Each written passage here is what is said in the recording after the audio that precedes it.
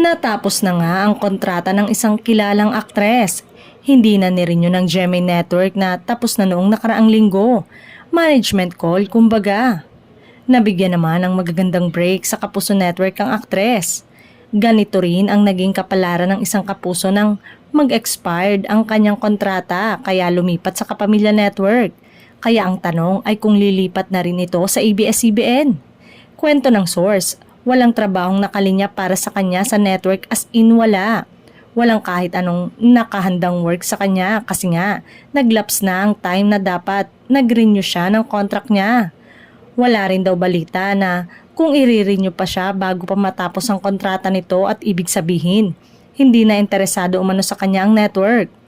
Kung sa bagay, hindi na bago sa mga artista ngayon ang lumipat pa ng ibang network gayong may collaboration naman ang ABS-CBN at GMA7 maging ang ABS-CBN at TV5.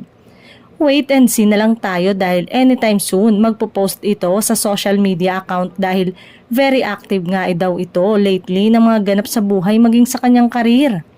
Mahusay si aktres kaya hindi imposible na mabigyan agad siya ng proyekto sakaling matuloy na lumipat sa ABS-CBN. Besides, madami umano siyang pwedeng lapitan.